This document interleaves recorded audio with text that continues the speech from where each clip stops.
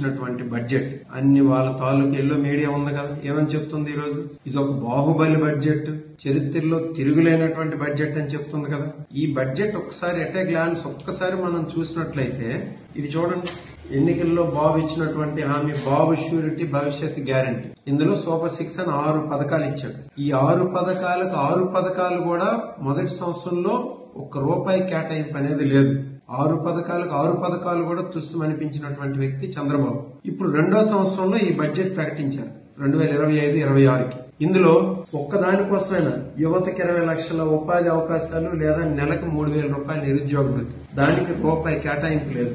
అలాగే ప్రతి రైతుకు ఏటా ₹20,000 ఆర్థిక సాయం చేస్తామని చెప్పారు. అన్నదాత సుఖీభావ అని చెప్పేసి. దానికోసం మన రాష్ట్రంలో ఉన్నటువంటి రైతాంగానికి 10,700 కోట్ల రూపాయలు అవసరమైతే బడ్జెట్ లో కేటాయింపు జరిపింది 6,300 కోట్లు మాత్రమే.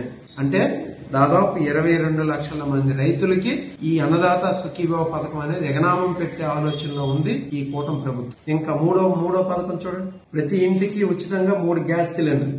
దానికోసం ఎంత అవసరం?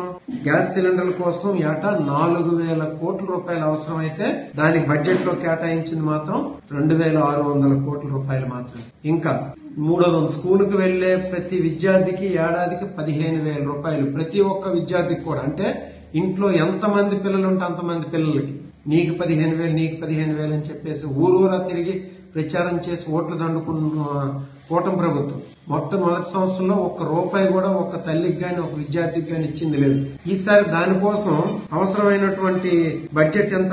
13,113 కోట్ల రూపాయలు అవసరమైతే కేటాయించింది ఎంత? 9,400 కోట్ల రూపాయలు కేటాయించారు. దీని ప్రకారం చూస్తే 24,70,000 మంది విద్యార్థులకి ఏ రూపాయినా తీసుకోండి ఎగనామం పెట్టే ఆలోచనలో ఉంది ఈ కూటమి ప్రభుత్వం. ఇంకా ప్రతి మహిళకు ఉచిత బస్సు ప్రయాణం అన్నారు, దాన్ని పక్కన పెట్టేశారు. అంటే సూపర్ 6 హామీల్లో అరకొరగా ఒక 2 హామీలకి ప్రకటించి మిగతా హామీలన్నీ పక్కన పెట్టేసింది ఈ రెండో సంవత్సరంలో కూడా. మొదటి సంవత్సరంలో ఏ ఒక్క హామీ ఇచ్చింది లేదు.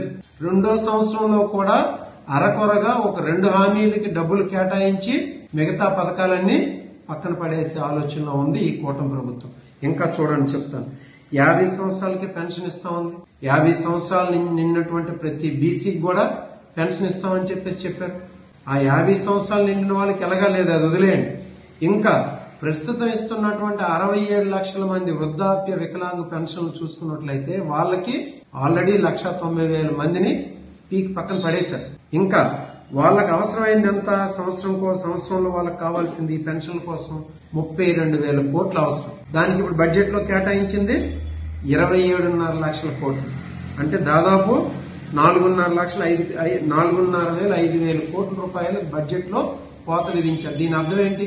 దాదాపు 10 లక్షల పెన్షన్లని తీసేయడానికి ఈ కూటమి ప్రభుత్వం చంద్రబాబు నాయుడు కుట్ర పన్నుతున్నారు అనేది సుస్పష్టమైనటువంటి అంశం. ప్రతి ఆడబిడ్డకి ఇస్తామన్నాడు నెలకు 1,500 రూపాయలు. అదేమని ఇస్తున్నారా? లేదు. సో హామీలను ఒక్కటి కూడా నెరవేరుస్తామన్నటువంటి 2 హామీలను కూడా, ఏదైతే ఉందో అన్నదాత సుఖీభవ లేకపోతే తల్లికి వందనం అని ఈ 2 హామీలను కూడా అవసరమైనటువంటి నిధులు కేటాయించకుండా దానిలో 60%, 70% నిధులు మాత్రమే కేటాయించి మిగతా వాళ్ళకి ఎగ్గొట్టాలనే ఆలోచనతో ఈ బడ్జెట్ అనేది రూపొందించబడింది అనేది సుస్పష్టం. నిన్న ఇది నేను చెప్పక్కర్లేదు, ఇది చూడండి. తీసుకొస్తే బడ్జెట్ స్వరూపాన్ని వాళ్ళ పేపర్ ఉంది కదా, ఈనాడులోనే పెట్టారు. బాహుబలి బడ్జెట్ అని చెప్పేసి దీనిలో అభివృద్ధికి ఎంత, ఆయన అభివృద్ధి సంక్షేమం సమపాల్లో చేస్తామన్నారు కదా.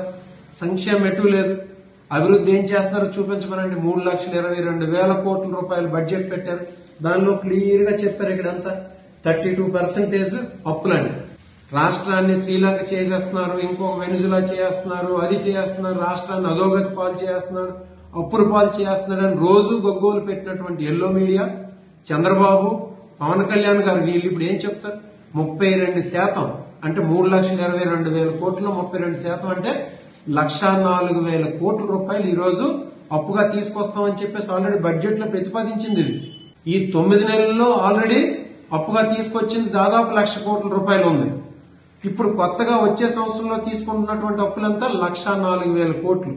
అంటే ఈ 2 సంవత్సరాల లోపు తీసుకున్న అప్పులంతా 2,04,000 కోట్ల రూపాయలు. ఈయనేమో జగన్మోహన్